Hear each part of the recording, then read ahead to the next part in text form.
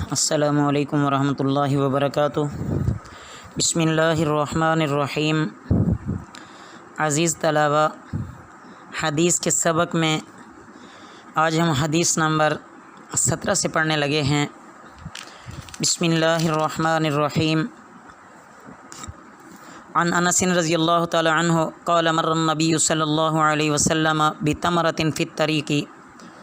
حضرت انس رضی اللہ تعالیٰ عنہ سے روایت ہے کہ رسول اللہ صلی اللہ علیہ وسلم گزر رہے تھے، راستے میں پڑی ہوئی ایک کھجور آپ صلی اللہ علیہ وسلم نے دیکھی۔ فقال، تو فرمایا، لولا انی اخاف ان تکون من الصدقۃ لاکلتها، اگر مجھے یہ اندیشہ نہ ہوتا کہ شاید یہ زکوٰۃ کی ہو تو میں اس کو اٹھا کے کھا لیتا۔ مشکوک اور مشتبہ چیزوں کے استعمال کرنے سے عزیز طلباء پرہیز اور احتیاط کا سبق بھی اہل تقویٰ کو دیا جا رہا ہے۔ عن ابی ہریرہ رضی اللہ تعالی عنہ قال اخذ الحسن بن علی تمرۃ من تمر الصدقۃ فجعلها فیہ۔ حضرت ابو ہریرہ رضی اللہ تعالیٰ عنہ سے روایت ہے کہ ایک دفعہ رسول اللہ صلی اللہ علیہ وسلم کے نواسے حضرت حسن بن علی رضی اللہ تعالیٰ عنہ نے زکوٰۃ کی کھجوروں میں سے ایک کھجور اٹھا کر منہ میں رکھ لی۔ فقال النبی صلی اللہ علیہ وسلم، آپ صلی اللہ علیہ وسلم نے فرمایا، کخ کخ لیطرحھا، مطلب کہ، اور فرمایا اخ اخ، تاکہ وہ اس کو منہ سے نکال دیں اور تھوک دیں۔ ثم قال، پھر آپ صلی اللہ علیہ وسلم نے فرمایا، اما شعرت انا لا ناکل الصدقۃ، کہ بیٹا کیا تمہیں معلوم نہیں ہے کہ ہم لوگ زکوٰۃ نہیں کھاتے، یعنی بنی ہاشم زکوٰۃ نہیں لیتے، نہیں کھاتے۔ عن ابی ہریرہ رضی اللہ تعالی عنہ قال کان رسول اللہ صلی اللہ علیہ وسلم اذا اتی بطعام سأل عنہ اہدیۃ ام صدقۃ۔ حضرت ابو ہریرہ رضی اللہ تعالیٰ عنہ سے روایت ہے کہ رسول اللہ صلی اللہ علیہ وسلم کا معمول تھا کہ جب کوئی کھانے کی چیز آپ صلی اللہ علیہ وسلم کے پاس لاتا تو آپ صلی اللہ علیہ وسلم اس کے بارے میں دریافت فرماتے کہ یہ ہدیہ ہے یا صدقہ۔ فإن قیل صدقۃ قال لأصحابہ کلوا ولم یأکل، اگر کہا جاتا کہ یہ صدقہ ہے تو آپ صلی اللہ علیہ وسلم اپنے صحابہ سے فرماتے کہ کھا لو اور خود نہ کھاتے۔ وإن قیل ہدیۃ ضرب بیدہ فأکل معہم، اور اگر بتایا جاتا کہ یہ ہدیہ ہے تو آپ صلی اللہ علیہ وسلم اس کی طرف ہاتھ بڑھاتے اور ان صحابہ رضی اللہ تعالیٰ عنہم مجمعین کے ساتھ اس کے کھانے میں شرکت فرماتے۔ مطلب یہ ہے عزیز طلباء کہ ہدیہ دینے والا محبت کا اظہار کرتا ہے اور اس کو اپنی ذاتی ضرورت سمجھتا ہے، اس لیے رسول اللہ صلی اللہ علیہ وسلم اس کو خوشی سے قبول فرماتے تھے اور پیش کرنے والے کو دعائیں دیتے تھے۔ اور جب کوئی صدقہ آتا تو وہ آپ صلی اللہ علیہ وسلم اپنے اصحاب رضی اللہ تعالیٰ عنہ مجمعین مستحقین کو دے دیتے تھے۔ عن ابی رافع رضی اللہ تعالیٰ عنہ ان رسول اللہ صلی اللہ علیہ وسلم بعث رجلا من بنی مخزوم علی الصدقۃ۔ رسول اللہ صلی اللہ علیہ وسلم کے آزاد کردہ غلام ابو رافع سے روایت ہے کہ رسول اللہ صلی اللہ علیہ وسلم نے بنی مخزوم کے ایک آدمی کو زکوٰۃ وصول کرنے کے لیے مقرر فرمایا۔ فقال لابی رافع، مخزومی نے ابو رافع رضی اللہ تعالیٰ عنہ سے کہا، اصحبنی کیما تصیب منہا، تم بھی میرے ساتھ چلو تاکہ تمہیں بھی اس میں سے کچھ حصہ مل جائے۔ فقال لا حتی آتی رسول اللہ صلی اللہ علیہ وسلم، ابو رافع نے ان سے کہا کہ جب تک میں رسول اللہ صلی اللہ علیہ وسلم سے اس بارے دریافت نہ کر لوں ایسا نہ ہوگا۔ فسألہ فانطلق الی النبی صلی اللہ علیہ وسلم فسألہ، اس کے بعد ابو رافع رضی اللہ تعالیٰ عنہ حضور صلی اللہ علیہ وسلم کی خدمت میں حاضر ہوئے اور آپ صلی اللہ علیہ وسلم سے اس بارے میں دریافت فرمایا۔ فقال، آپ صلی اللہ علیہ وسلم نے فرمایا، ان الصدقۃ لا تحل لنا وان موالی القوم من انفسہم،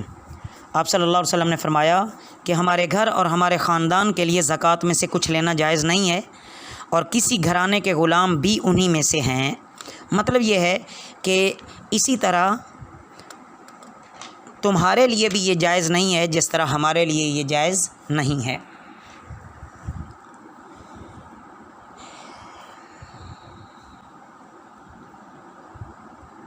ان حبشی بن جنادہ رضی اللہ تعالی عنہ قال قال رسول اللہ صلی اللہ علیہ وسلم ان المسألۃ لا تحل لغنی ولا لذی مرۃ سوی الا لذی فقر مدکع او غرم مفزع۔ حضرت حبشی بن جنادہ رضی اللہ تعالیٰ عنہ سے روایت ہے کہ رسول اللہ صلی اللہ علیہ وسلم نے فرمایا سوال کرنا جائز نہیں ہے غنی آدمی کو اور نہ تندرست آدمی کو، البتہ ایسے آدمی کو جائز ہے جس کو ناداری نے زمین پر گرا دیا ہو یا جس پر قرض کا کوئی بھاری بوجھ پڑ گیا ہو۔ ومن سأل الناس، جو آدمی اپنے مال کے اضافے کے لیے لوگوں کے سامنے ہاتھ پھیلائے اور سوال کرے، لیشری بھی مالہ لیسری بھی مالہ، کہ وہ اس کے ذریعے اپنے مال کو بڑھائے، کان خموشاً فی وجہ یوم القیامتی، تو قیامت کے دن اس کے چہرے پر ایک زخم کی شکل میں یہ سوال نمایاں ہوگا، یأکلہ من جہنم فمن شاء فلیقل ومن شاء فلیکثر، اور جہنم کا گرم جلتا ہوا پتھر ہوگا جس کو وہاں وہ کھائے گا۔ اس کے بعد جس کا جی چاہے سوال کم کرے اور جس کا جی چاہے زیادہ کرے۔ مطلب یہ ہے کہ آخرت میں پھر اگر زیادہ کرے گا اس ذریعے سے تو اس کو نتیجہ بھگتنا پڑے گا۔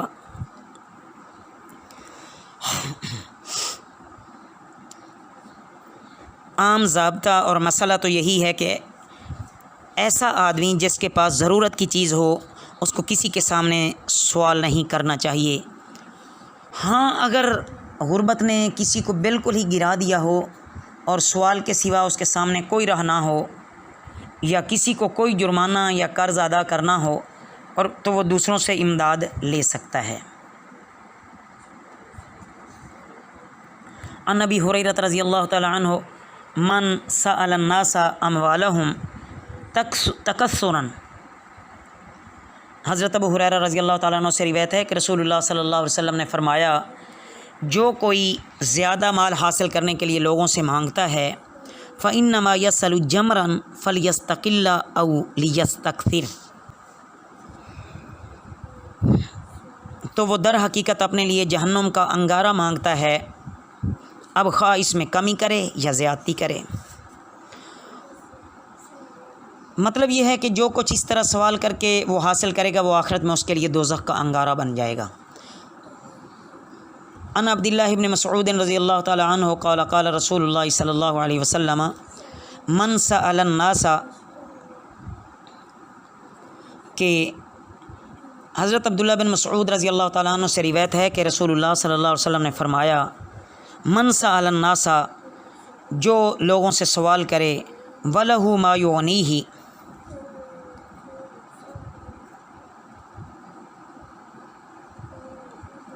اس کے پاس ما یغنیہ ہو،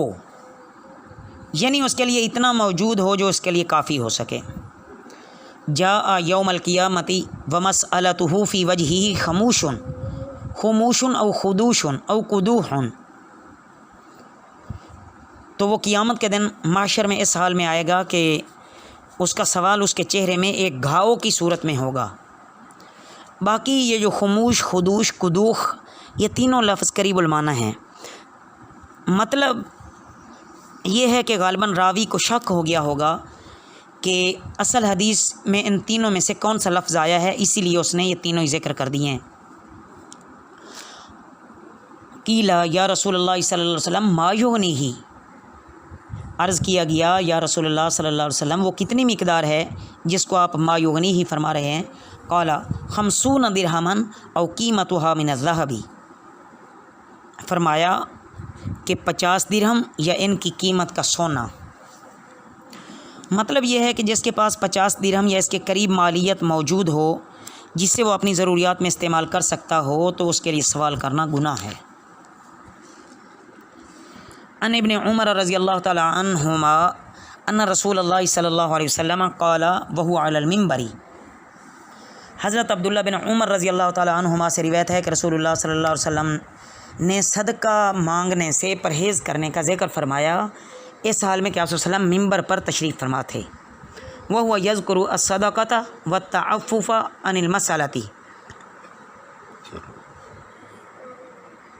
آپ صلی اللہ علیہ وسلم صدقہ اور مانگنے سے پرہیز کرنے کا ذکر فرما رہے تھے۔ الید العلیٰ خیر من الید السفلی، اوپر والا ہاتھ نیچے والے ہاتھ سے بہتر ہے۔ والید العلیٰ ہی المنفقۃ، اور اوپر والا ہاتھ دینے والا ہوتا ہے۔ والسفلی ہی السائلۃ، اور نیچے والا ہاتھ لینے والا ہوتا ہے۔ مطلب یہ ہے کہ دینے والے کا مقام اونچا ہوتا ہے اور مانگنے والے کا مقام نیچا ہوتا ہے، اور سوال کی ذلت سے بہرحال مومن کو بچنا چاہیے۔ ان ابن الفراسی رضی اللہ تعالی عنہ ان الفراسی قال قلت لرسول اللہ صلی اللہ علیہ وسلم اسأل یا رسول اللہ صلی اللہ علیہ وسلم۔ ابن الفراسی یہ تابعی ہیں، اپنے والد فراسی سے روایت کرتے ہیں کہ میں نے رسول اللہ صلی اللہ علیہ وسلم سے دریافت کیا کہ میں اپنی ضرورت کے لیے لوگوں سے سوال کر سکتا ہوں؟ فقال النبی صلی اللہ علیہ وسلم لا، نبی کریم صلی اللہ علیہ وسلم نے فرمایا کہ نہیں۔ وَإِن كُنْتَ لَا بُدَّ فَسَلِ الصَّالِحِينَ، آپ صلی اللہ علیہ وسلم نے فرمایا سوال نہ کرو، اگر تم سوال کے لیے مجبور ہی ہو جاؤ تو اللہ کے نیک بندوں سے سوال کرو۔ ان ابن مسعود رضی اللہ تعالی عنہ قال قال رسول اللہ صلی اللہ علیہ وسلم من اصابته فاقة فانزلها بالناس، حضرت عبداللہ بن مسعود رضی اللہ تعالیٰ عنہ سے روایت ہے کہ رسول اللہ صلی اللہ علیہ وسلم نے فرمایا جس آدمی کو کوئی سخت حاجت پیش آئے اور اس نے بندوں کے سامنے رکھا، لم تسد فاقته ومن انزلها باللہ اوشک اللہ له بالغنى اما بموت عاجل او غنى عاجل، تو اسے اس مصیبت سے مستقل نجات نہیں ملے گی جس آدمی نے اسے اللہ کے سامنے رکھا اور اس سے دعا کی تو پوری امید ہے کہ اللہ تعالیٰ جلد ہی اس کی یہ حاجت ختم کر دیں گے، یا تو جلد موت دے کر یا کچھ تاخیر سے خوشحالی دے کر۔ مطلب یہ ہے کہ اگر اس کی موت کا مقررہ وقت آ گیا ہے تو اللہ تعالیٰ اس کو اس پریشانی سے اس صورت میں نکال لیں گے، ورنہ اللہ تعالیٰ کسی مسئلے سے اگر کچھ دیر فرما دیں تو یہ اپنی جگہ، لیکن اللہ تعالیٰ اسے خوشحالی عطا فرمائیں گے۔ ان ثوبان رضی اللہ تعالی عنہ قال قال رسول اللہ صلی اللہ علیہ وسلم من یکفل لی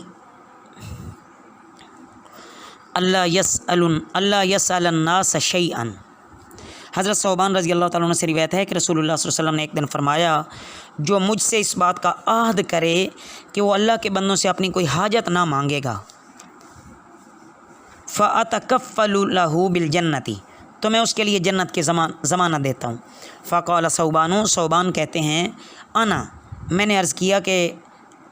میں یہ عہد کرتا ہوں۔ فَكَانَ لَا يَسَلُ أَحَدًا شَيْئًا، راوی کا بیان ہے کہ حضرت ثوبان کا یہ دستور تھا کہ وہ کسی آدمی سے کوئی چیز نہیں مانگتے تھے۔ اللہ رب العزت ہمیں بھی ان عظیم جو افضل باتیں ہیں ان پر عمل کرنے کی توفیق عطا فرمائے۔ ان عمر بن الخطاب رضی اللہ تعالی عنہ، حضرت عمر بن الخطاب رضی اللہ تعالی عنہ سے روایت ہے قال کان النبی صلی اللہ علیہ وسلم یعطینی العطاء، کہ رسول اللہ صلی اللہ علیہ وسلم کبھی مجھے کچھ عطا فرماتے، فاقول، میں عرض کرتا، آتی ہی افقر الیہ منی، کسی ایسے آدمی کو دے دیجئے جس کو مجھ سے زیادہ اس کی ضرورت ہو۔ فقال، آپ صلی اللہ علیہ وسلم نے فرمایا خذہ فتمولہ وتصدق بہ،